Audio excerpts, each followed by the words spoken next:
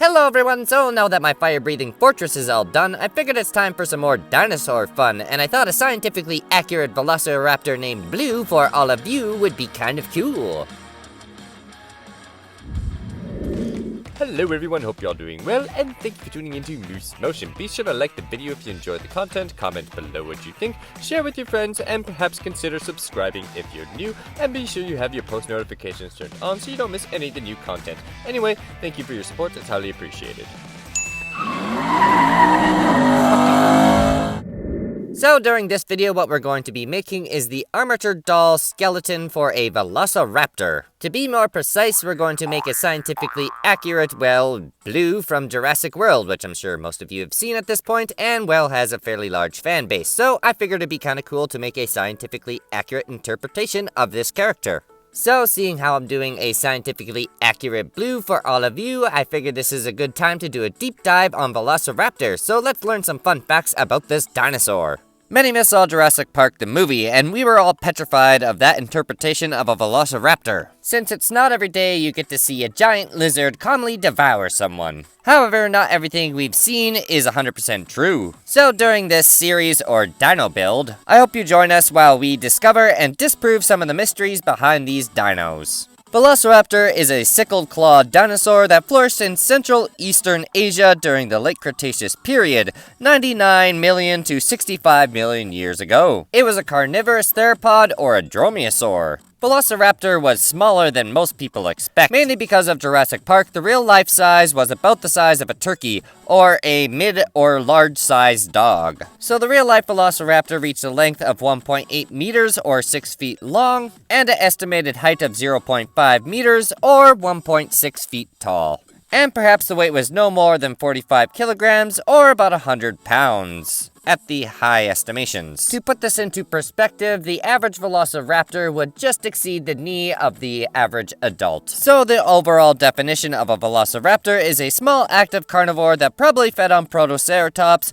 possibly closely related to birds more than other dinosaur types. Now the reason behind its name. They are two Latin words combined together which mean quick thief. This is due to its main attribute that is evidently its speed and hunting method, which has left many paleontologists who doubt if it was completely carnivorous or a scavenger. Which moves us to our next point. So, was it really a hunter? Although many have identified it as one of the most capable hunters, there has also been theories whether or not it actually hunted its prey. As recent studies have shown, there are Velociraptor bites in dinosaur fossils that were already in the decomposition process. However, this idea still theoretically gives a higher priority in contrast to it being a natural carnivore that mainly fed on smaller animals, although it sometimes opted for large herbivores. Deduced by finding a specimen where a Velociraptor was fighting a Protoceratops, reaffirming its position as a predator. As a quick side note here, that specimen is referred to as the fighting dinosaurs, and if you've never seen it or heard of it before, I highly recommend you check it out, and at some point I would definitely like to do an animation, reenacting what that find basically inclines. Now, onto the place it all started. The first fossils of this species were located in a desert in Mongolia in 1923. Where it is said that could be their natural habitat, mainly in dense forests surrounded by rivers. Although it's been found in extremely arid areas, it is believed the ideal environment for Velociraptors were wet areas. So it has been determined that the climate and environment of this dinosaur has gone under some slight changes, which isn't too surprising to believe, since these beings walked on the Earth more than 70 million years have passed. Now it's on to running, so run Velociraptor, run! Any rate, so were they sprinters by nature? One of the most outstanding qualities of this prehistoric being is their incredible speed, which is said to equal that of a racehorse. However, countless studies have shown this isn't exactly correct, since in fact its legs did allow running at high speeds, and currently succeed in average adult, but not by a large margin. On the other hand, another limitation of this quality is they could only use it for short periods of time. Now it's time to talk about lethal weapons. To be hunter by nature, you need the necessary tools and conditions. And this prehistoric animal had them because it had sharp teeth shaped like a saw. Although if we're to talk about its main weapons, they're its long and distinctively shaped claws, located on its hind legs, which would have been used to slice open the thick skin of its prey, to facilitate access to its vital organs. However, it is believed the claws could have lost their edge through the passage of time. So that bears the question, were they methodical assassins? This species is believed to have a hunting style quite similar to that of raptors today, since it's mainly based off pouncing on its prey and eating them alive, till the prey dies of blood loss or organ extraction. It's not a very nice bird. This employed method was identified because of the great resemblance of Velociraptor's legs and that of owls of today. Although this patient style would also resemble the way crocodiles catch their prey. Now that seeing how we're on the topic of hunting, were they group hunters? For many years, it's been believed that velociraptors hunted in packs in order to depredate larger animals. However, there is no evidence that this is true, given that all fossils have been found unaccompanied. It is believed that this characteristic is associated to the resemblance of Deinonychus, which did comply to this rule.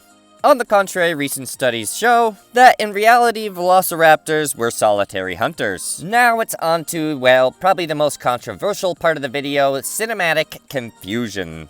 As it has already been mentioned, the movie Jurassic Park does not show the true size of velociraptors. However, that being mentioned, it is technically not based off the same species, since it's very likely what they showed was a Deinonychus, who would be a much larger species and even more ferocious than the velociraptor itself. Just to exemplify, this dinosaur species hunted prey that outnumbered it in size and strength. However, it compensated for those shortcomings by hunting in groups. Now, there is one thing I'm slightly kind of ashamed to admit, that I have listened to the audiobook of Jurassic Park, as well as Lost World, several times, as well as the backstory behind the books, so I know for a fact that technically the name was changed from Deinonychus to Velociraptor to essentially add dramatic effect. Although, that being said, I recently went to a dinosaur event in my local Wales City, and to the contrary, apparently Deinonychus could have been, well, potentially named Velociraptor for a short period of time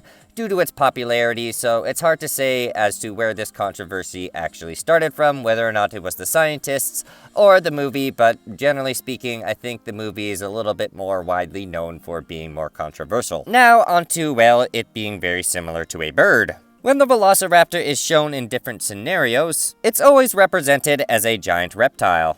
However, this feature isn't close to the reality of this species, because multiple studies have shown that this dinosaur was completely covered in feathers, which indicates in reality the texture of this dinosaur would be that of a slightly larger bird. In spite of possessing feathers, they didn't evolve enough to develop flight capabilities. In spite of not being able to actually use their feathered arms for flying, it doesn't mean they were completely useless. Some scientists believe that the Velociraptor and various other species could have used their arms for, well, what's called inclined running. The definition of inclined running is essentially while you're running up a hill, and if you have feathers, you are essentially flapping away your wings to assist on, well, the incline. Even some scientists have gone as far as estimating that this dinosaur could have been, well, hunting from trees, where the premise of this idea is essentially they use their claws to climb up the tree as well as incline running, and then wait for their prey to basically stumble in the wrong place at the wrong time, and then basically pounce on them, much like raptors today. And then enclosing the prey inside their wings, while effectively latching onto the prey as it struggles away, it, well, tears itself into pieces, one would say. Which personally sounds more terrifying than anything Jurassic Park produced. No offense, guys, but, well, you don't really have much on nature. It's pretty savage sometimes. That being said, I'm definitely looking forward to, well, reinterpreting some of these, well, hunting styles in the form of stop-motion animation. And seeing how we're still slightly on the topic of feathers, obviously you have read the title for this video. This dinosaur is going to be a representation of Blue from Jurassic World. So that basically means I'm going to be covering this dinosaur completely in dark blue feathers. So I'm definitely looking forward to actually having this project completely finished off and having a fuzzy little blue Velociraptor to my ever-growing little dinosaur collection. Anyway, I hope you enjoyed this video and learned something new about the Velociraptor. Did some of these facts surprise you? Let me know in the comments below. And I do apologize, if I destroyed the image of Velociraptor for some people who are rather, large Jurassic Park fans. However, reality doesn't care.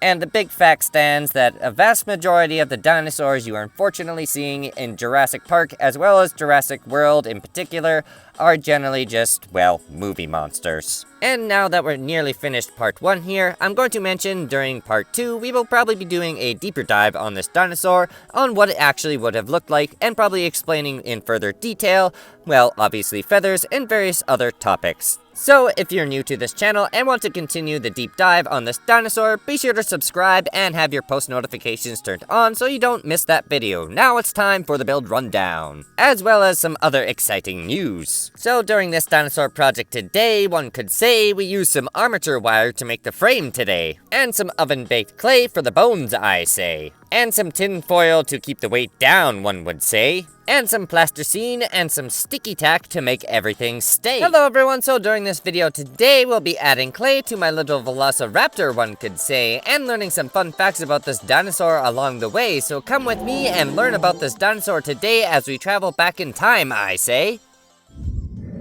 On this YouTube video today, one could say I'll be adding clay to my Velociraptor skeleton today. And while I sculpt away, adding muscles and counter shading to this dinosaur today, we'll be learning some fun facts along the way. So come back in time with me from the comforts of your own homes to the late Cretaceous period. A time before mankind when dinosaurs walked the earth.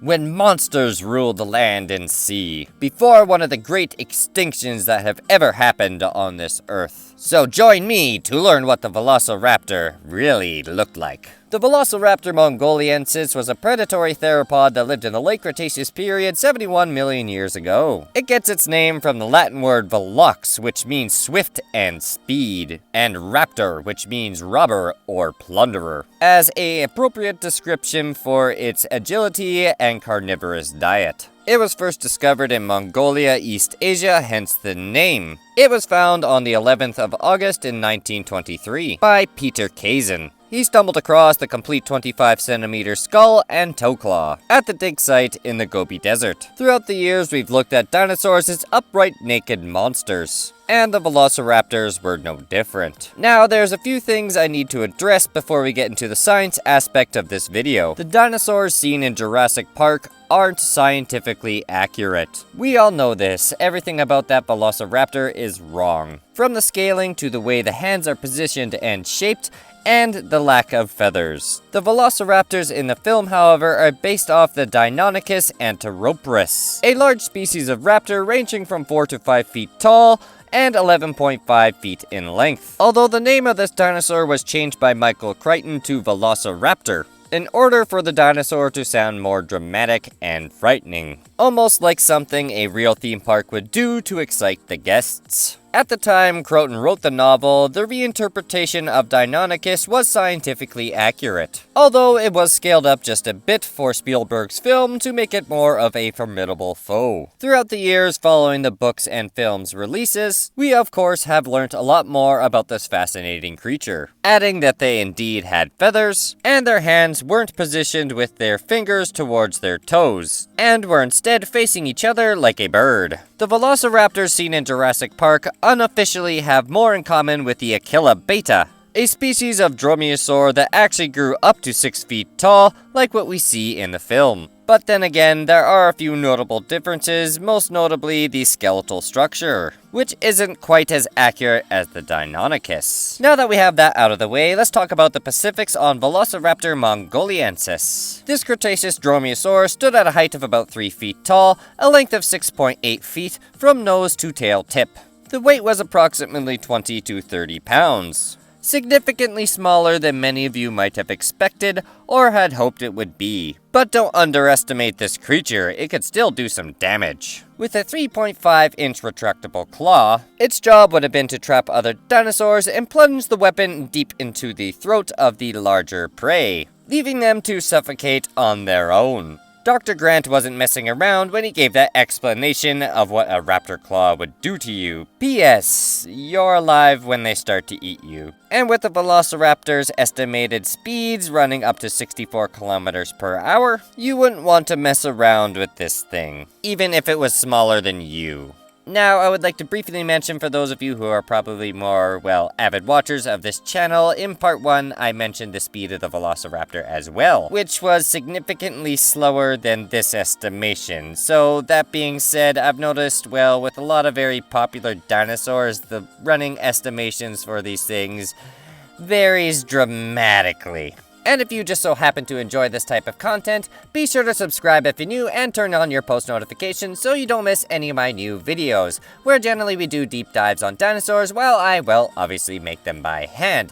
And, well, hopefully you enjoy this project, and if you do, you can let me know by leaving a comment in the comment section below or a thumbs up on this video. Anyway, back to the Velociraptor. And to help with these intense running speeds, of course, it would be feathers. Yes, the dreaded feathers that Jurassic Park fans don't want to hear about. Unfortunately, my friends, small dromaeosaurs like these were absolutely covered in feathers, and is most likely to resemble something similar to what is found on modern-day birds, like the stellar sea eagle. You can also see on fossils of Velociraptor arms, they have small intonations called quill knobs, where prominent feathers would have grown. These feathered arms would have helped with steering, similar to what's seen on ostriches running at high speeds today. And whilst they did have wings, but they could not glide or fly. Although it is likely their ancestors could have at some point, and merely evolved to lose this ability. And while we're on the topic of feathers, what type of colors would Velociraptor have on these plumages? Some have speculated that smaller dromaeosaurs would have had glossy black feathers like crows. Although some have also speculated it would have been brown and white in color, very similar to what you see on eagles today, and would have been used to blend into their environment of prehistoric Asia. Although not all dinosaurs were this drab dark color. Some species that are well preserved can have their color determined by firing a laser at the fossil, highlighting their fluorescent materials. And under an electron microscope, scientists were able to confirm the presence of melanosomes, structures that hold pigments in cell tissues. This allows scientists to determine what colors dinosaurs would have been. And for one small theropod called Sinosauropteryx, they were able to determine prominently fluffy orangish feathers, with white stripes going down the tail in a similar fashion as a lemur. And it featured dark gray or black skin. Certainly a groundbreaking find that pushes our understanding of these magnificent creatures. Now, unfortunately, that's all the fun facts we have time for during this video, so be sure to tune in next week for part 3 of the Velociraptor project, where I will finish off this scientifically accurate blue for all of you and learn some fun facts about this, well, magnificent creature along the way. But now it is time for the build rundown. So one could say on this video today, we did a lot of sculpting today, because the Velociraptor skeleton is now completely covered in plasticine clay, where we used that clay to do some counter shading on this Velociraptor, one could say. And while we were working away, you could say we also got some of the bigger details out of the way. And some tools used for the job, I say. A loop tool to scrape the clay away, and rubber sculpting tools to get at those hard to reach places, I say. And some sculpting knives are always handy to have at your dismay. But one could say the most important tool today are a set of hands for sculpting, I say. And we also got a little bit of painting out of the way, so we have more fun for sculpting later on, I say. Hello everyone, so I'm happy to say during this video today, we'll be finishing my scientifically accurate project named Blue today. And we'll be learning some fun facts about dromaeosaurs along the way.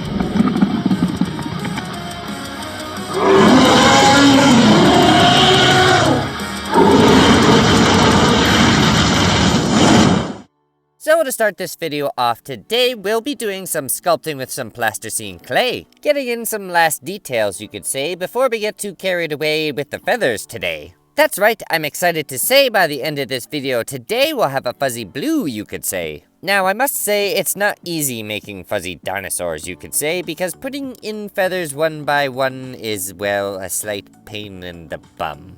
but that's okay because it's all for Dromaeosaur fun. And that concludes the poetry for today, because now it's time to talk about scientifically accurate dromaeosaurs today. Well, okay, maybe I'm still rhyming.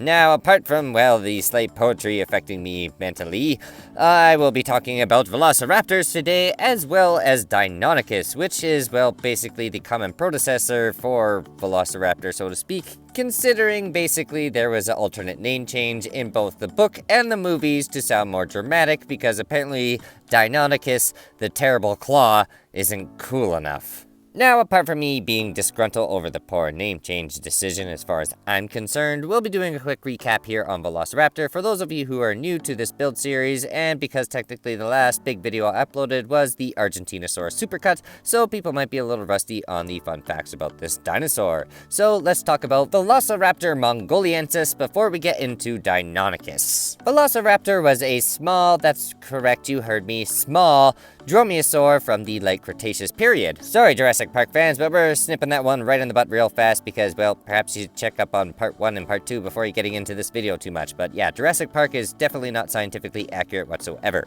At least when it comes to their dromaeosaur representation, it's done fairly poorly, unfortunately. However, we will be getting into, well, how it is actually fairly accurate later on in this video, but for the sake of it being a Velociraptor, it is, well, the terrible representation, and the fact that we've been studying this dinosaur for almost 100 years, that's right, it was found in 1923 in Mongolia.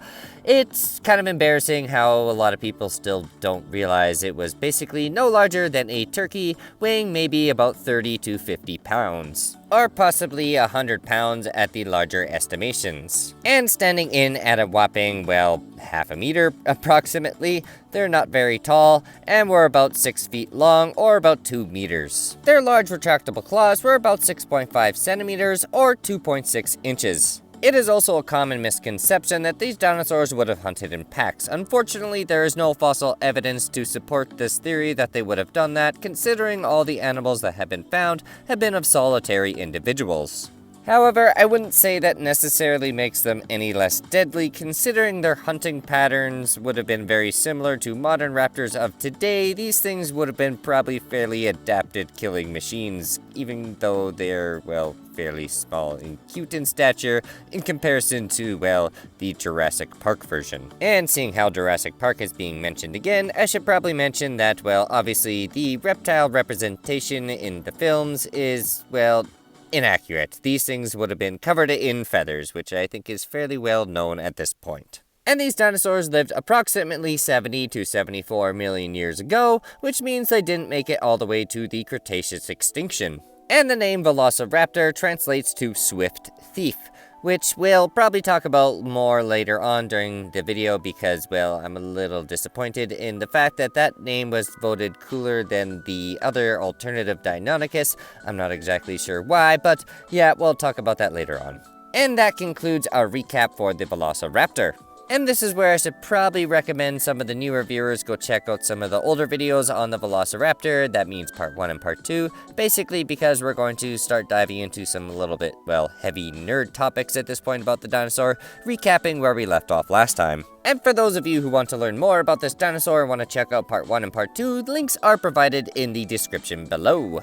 And right where we left off last time, we were discussing basically the color of dinosaurs and how scientists were able to determine the color of certain species of dinosaurs due to the discovery of metallozones in fossils. And last time we left off talking about the Sinosauropteryx, and how scientists were able to determine that it would have been a fuzzy orange dinosaur. Definitely a spectacular find, however, this leaves us with a lot of questions, such as what color creatures like the Velociraptor really were. The only thing we can really go off of for this is the modern day raptors, the ones bred perfectly for stalking and hunting. So Velociraptors most likely had brown and white feathers. I'm sorry, Blue, well I guess this disproves you. These colors would have made it easier for it to blend into the ground, and making unexpected assaults easier. So with these inspections taken into account, we can confidently assume the Velociraptor would have looked something like a large bird of prey similar to that of eagles that we see flying around today. They probably would have hunted in a similar fashion as well, which is, well, kind of terrifying to think about because that's a big bird. And not to be confused with the one from Sesame Street. Yeah, I realize I'm probably dating myself slightly with that statement. Anyway, the Velociraptor is probably one of the most famous dinosaurs ever to exist, and it's easy to see why. These fascinating yet terrifying creatures have been misinterpreted through forms of media for numbers and numbers of years. But nothing quite matches the majesty of Mother Nature in its true form. Which now brings us to the topic of Deinonychus. It's not nearly well as known as its Asian cousin, the Velociraptor, which it played as in Jurassic Park and Jurassic World. But Deinonychus is far more influential amongst paleontologists, and the numerous fossils have shedded light on the behavior and appearance of this raptor dinosaur. The name Deinonychus refers to the single large, curving claws on each of this dinosaur's hind feet, hence the name Terrible Claw. Which brings me to my rant at the beginning of this video. So, in my personal opinion, I believe that the word Deinonychus or the name Deinonychus is far cooler than Velociraptor,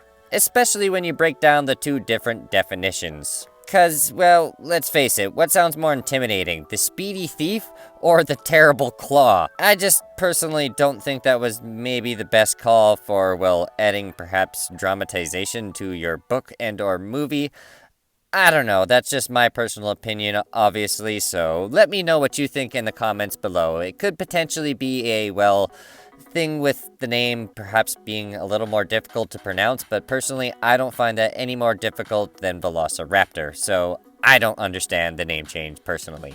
At any rate, these large curved claws is a trait shared with its fellow raptors in the Middle and Late Cretaceous period. In the late 1960s and early 1970s, the American paleontologist John H. Ostrom remarked the similarity of Deinonychus to modern-day birds, and he was the first paleontologist to put the idea forward that birds evolved from dinosaurs. What seemed like a wacky theory several decades ago is now accepted as a fact by most of the paleontology community. Today, paleontologists believe that most theropod dinosaurs, including raptors and Tyrannosaurus rex, sported feathers at some point in their life. Today, there has been no evidence of Deinonychus having feathers, however, but the proven evidence of feathers on other raptors like Velociraptor implies this large North American raptor must have had feathers as well. Paleontologists are still trying to figure out how exactly raptors rooted their hind claws, but it's a sure bet they had some sort of offensive function, in addition to helping their owners climb trees when being chased by larger predators, or possibly used for impressing others during mating season. Deinonychus probably used its claws to inflict deep wounds on its prey, perhaps withdrawing to a safe distance afterward and waiting for its dinner to pass away due to its injuries. Studies have shown Deinonychus had a fairly wimpy bite in comparison to other large dinosaurs. Its bite was as powerful as a modern-day alligator. This makes sense since this raptor's primary weapons were its curved claws and elongated hands. Also, the velociraptors in Jurassic Park and Jurassic World were molded off Deinonychus. One more detail Jurassic Park and Jurassic World got wrong about Deinonychus was this raptor's pulse-pounding speed and agility. It turns out Deinonychus wasn't nearly as agile as other theropod dinosaurs. The one recent analysis shows that this raptor may have been able to run up to 6 miles per hour while pursuing prey. That is definitely nowhere near as fast as what the movies will show. And at some point, I definitely would like to do a project on the actual Deinonychus itself, as well as doing a deep dive on this dromaeosaur. And considering that it is basically responsible for the dinosaur revolution, it definitely deserves more notoriety than it actually gets. Especially when you consider the fact that it's basically been in the dinosaur spotlight pretty much for the entire pop culture of dinosaurs, and very few people actually know about it or what it actually is. And that is all due to basically a name change to sound slightly more dramatic, I suppose. Although personally, when you translate the two different names, Deinonychus sounds way cooler.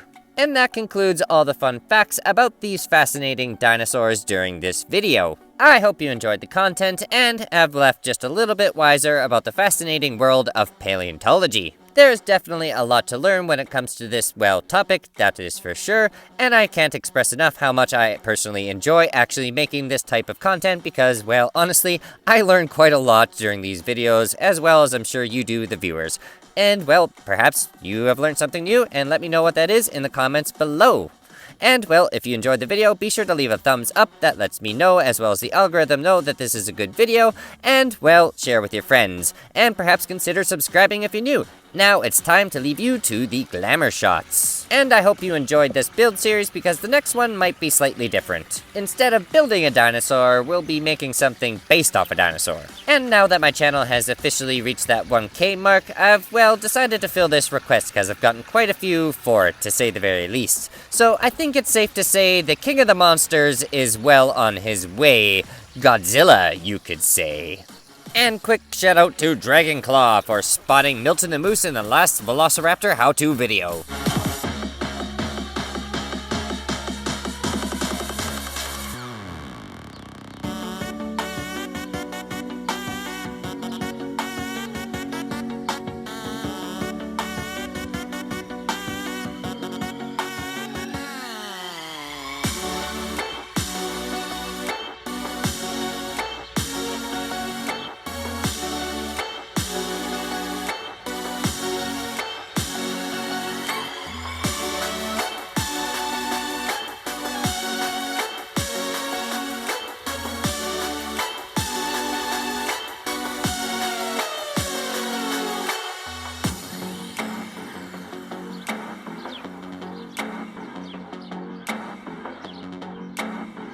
What? You trying to tell me it's time to stop playing with dinosaurs, Holly? Okay, I'm almost done.